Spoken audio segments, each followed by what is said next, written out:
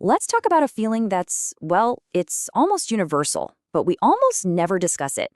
It's that nagging worry about our place in the world and how it secretly drives so much of what we do. And let me ask you something. Be honest with yourself. Why does the success of a friend sometimes sting? Why can hearing about their promotion or seeing pictures of their new house leave you with this really complicated, anxious feeling? It's something pretty much all of us have felt, but we rarely ever admit it. To really get to the bottom of that feeling, we first have to define status. And look, it's way more than just a job title.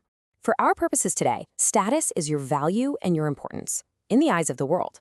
Think of it like a currency that determines how much respect, attention, and care you get from society. And that brings us right to the heart of this whole thing, status anxiety. It's that pervasive worry that we're failing to live up to our society's ideas of success.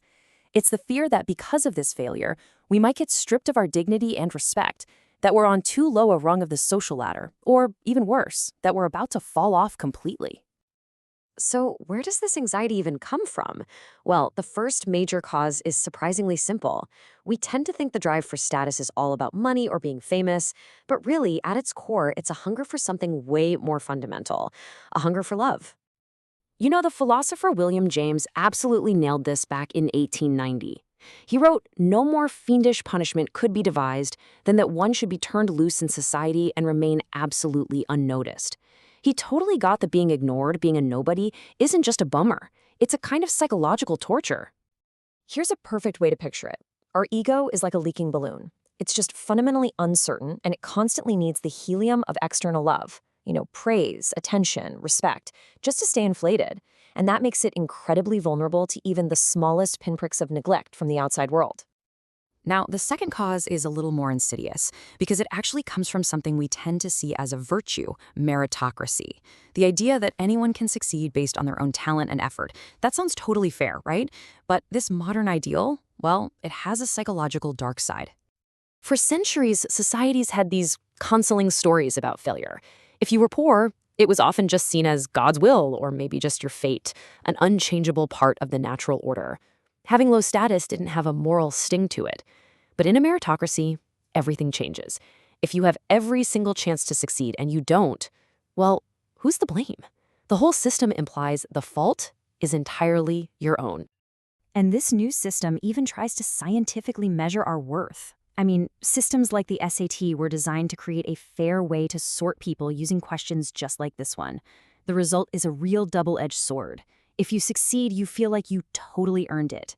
But if you fail, that failure feels deeply personal, and because of that, deeply deserved. So, okay, we're anxious about being loved, and we're anxious about being judged. How do we cope with all this? The first solution comes from philosophy, which offers an incredibly powerful tool, a way to find a different, more reliable judge than just public opinion. First, just think about the alternative. Get this, in 1834, two German barons fought a duel, to the death, over the quality of a mustache. A mustache. It's a shocking, but perfect example of the lethal consequences of letting your self-esteem be completely controlled by what other people think. The philosopher Arthur Schopenhauer offered a way out of this trap. He argued, other people's heads are too wretched a place for true happiness to have its seat. His point was simple. Instead of trying to find validation in the fickle, chaotic minds of other people, we have to build a more stable internal foundation for our self-worth. But how do we actually do that in practice? Well, philosophy suggests a pretty simple process. Instead of letting an external opinion, whether it's praise or criticism, directly shape how you see yourself, you first pass it through what we can call the box of reason.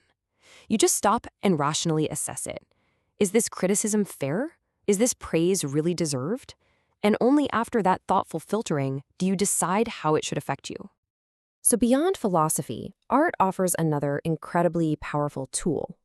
Great literature, in particular, gives us a different kind of story, one that challenges and critiques society's really narrow, often materialistic definition of what a successful life is. I mean, think about the world's great novels. They almost never judge characters by their bank accounts or their social rank. They use a moral lens. A book like Jane Austen's Mansfield Park, for example, shows us that the poor, shy Fanny Price actually has a noble soul, while her rich cousins are morally corrupt.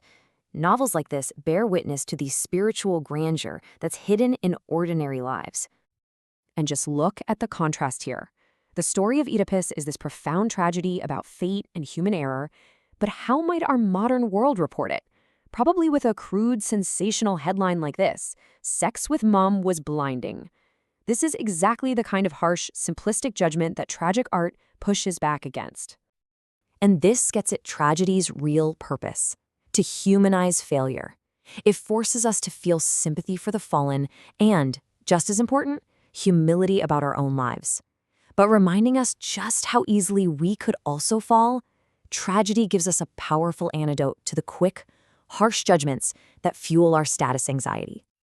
So where does all of this leave us? We can't just eliminate social hierarchy or our desire for status. That's not going to happen. But we don't have to be passive victims of it. We have the power to question the values that create the ladder in the first place. The real challenge, then, isn't about how high you can climb, but asking yourself, whose ladder are you even on? And is it leaning against the right wall? We've really only scratched the surface of this fascinating topic. If this explainer has captured your interest and you'd like to dive deeper, the book is called Status Anxiety by Alain de Botton.